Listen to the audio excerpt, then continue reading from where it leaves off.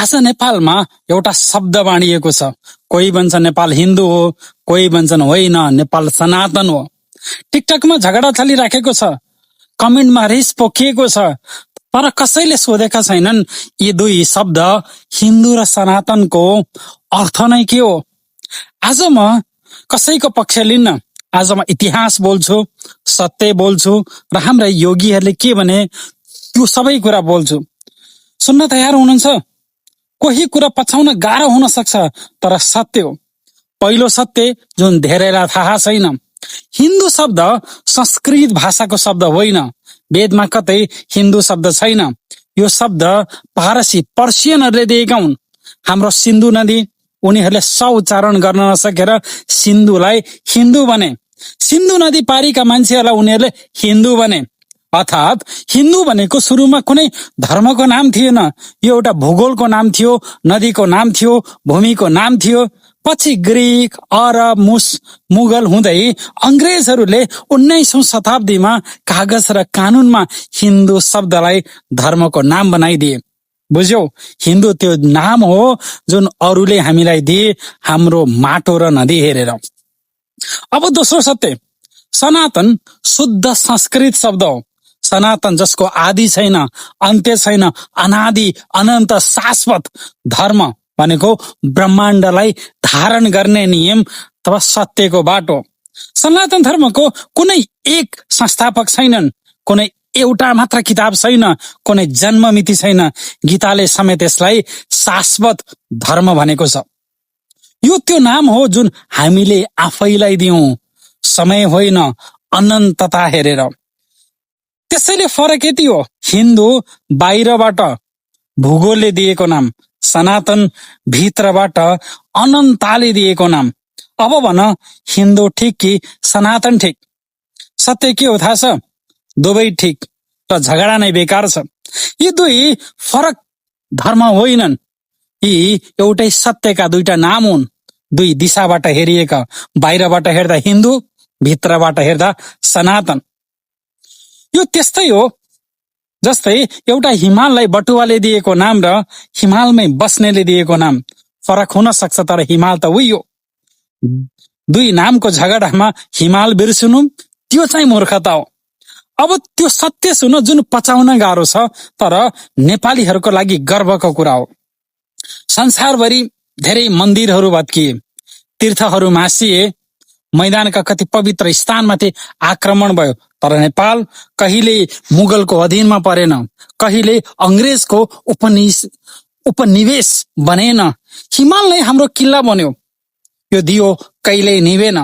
त्यसैले पृथ्वीनारायण शाहले जसको दिव्य उपदेश हाम्रै परम्परामा योगी नरहरिनाथले खोजेर प्रकाशित गरे, यो भूमिलाई असल हिन्दुस्तान भने। साँचो हिन्दुस्तान, किनभने उत्तरका मैदानहरू बाहिरी प्रभावमा परेका बेला यहाँ परम्परा अटुट रह्यो। र ध्यान देऊ, उनको सपना घृणाको थिएन। उनले भने नेपाल 4 जात 36 वर्णको साझा फुलबारी हो, एउटै बगैँचा जहाँ धेरै फूल सँगै फुल्छन्। समावेशी सपना एक्लोपनको होइन। अब सुन, हाम्रै परम्पराका सबैभन्दा ठूला राष्ट्रगुरुको कुरा। योगी नरहरिनाथ, गोरखनाथ परम्पराका नाथ योगी, पशुपतिनाथ नजिकै मृगस्थलमा बस्ने 500 भन्दा बढी ग्रन्थका रचयिता, 100 कोटी होम गराउने। उनले हिन्दूलाई धर्मको कार्ड होइन, भूगोल र सभ्यताले परिभाषित गरे। कैलाश मानसरोवरदेखि महासागरसम्मको भूमिमा बस्ने मानिस। उनले नेपाललाई भने देवभूमि, ऋषि भूमि, आर्य भूमि, सनातनको उद्गम भूमि। तर उनको सबैभन्दा ठूलो वाक्य यो हो, जसले यो सम्पूर्ण झगडालाई नै एकचोटिमा निभाइदिन्छ। राजनीतिक सिमाना अस्थायी हुन्छन्, फैलिन्छन्, खुम्चिन्छन्, तर धर्म असीमित छ, शाश्वत छ।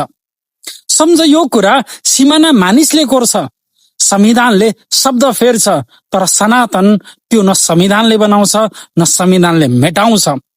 अब उत्तर, नेपाल त्यो जीवित प्रमाण हो जसले देखाउँछ हिन्दू र सनातन एउटै शाश्वत कुराका दुईटा अलग अलग नाम हुन्। नेपाल अद्वितीय कुनै नाराले हुँदैन, किनभने यहाँ धर्म अटुट बाँच्यो। पशुपतिनाथ शिवको ज्योतिर्लिङ्ग जनकपुर, सीता माताको जन्मभूमि मुक्तिनाथ, गोसाई कुण्ड, लुम्बिनी, बुढीमालिका। यही माटोबाट कैलाशको प्रवेशद्वार हुन्छ र शताब्दीौंसम्म संसारको एक मात्र खुल्ला हिन्दू राज्य थियो नेपाल। अब त्यो सत्य सुन जुन दुवै पक्षलाई अलिअलि बिझाउँछ। नेपाल फेरि हिन्दू राष्ट्र बन्ने कि धर्म निरपेक्ष रहने त्यो राजनीतिक प्रश्न हो। त्यो जनताले मतदान र बहसबाट टुङ्ग्याउने कुरो हो। म त्यसको पक्ष लिँदिन। तर धर्मको प्रश्न राजनीतिक होइन। संविधानमा शब्द फेरेर शाश्वतलाई मेटाउन सकिँदैन र संविधानमा एउटा शब्द छापेर मात्र सनातनलाई जोगाउन पनि सकिँदैन। सनातन नारामा बाँच्दैन, सनातन आचरणमा बाँच्छ। सफा राखिएको मन्दिरमा, बोलिएको सत्यमा, बिहान बालिएको दियोमा, अर्कालाई गरिएको सम्मानमा। जुन दिन हामी हिन्दू र सनातन शब्दमा एक अर्कासँग झगडा गर्छौं, त्यही दिन हामी बिर्सन्छौं दुवै शब्दले औल्याउने त उही एक शिव हुन्। त्यसैले मेरा दाजुभाइ दिदी बहिनीहरू, आमा बुवाहरू, शब्दले तिमीलाई बाँड्न नदेऊ। पहिले शब्दको अर्थ सिक, अनि कसैले ती शब्द तिम्रो विरुद्ध प्रयोग गर्न सक्दैनन्। नेपालले संसारलाई दिएको उपहार कुनै एउटा नारा होइन, यो अटुट ज्योति हो जुन हजारौं वर्षदेखि निभेको छैन। त्यो ज्योति बालिराख, शब्दमा होइन तिम्रो आचरणमा। जय आमा कास्की काली, हर हर महादेव, जय बाबा गोरखनाथ।